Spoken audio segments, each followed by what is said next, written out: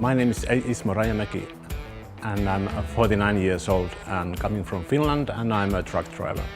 I have driven Renault trucks since 19s, and my first truck came from 1995, and I have driven Renault Magnum, and now we are continuing with T-Series.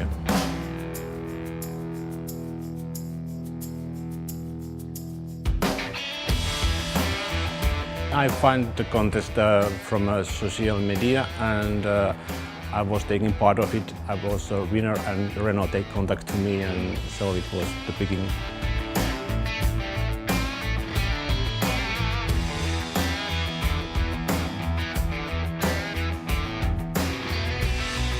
I wanted to be a pilot because I love motorsport and Renault trucks, so it's close to my heart.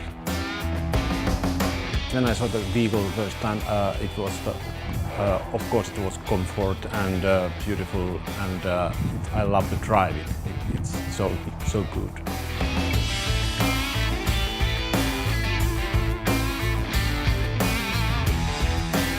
Yeah, I have a lot of memories here. Very beautiful country and very nice people and very good food, and of course beautiful trucks. So I have plenty of photos and videos here.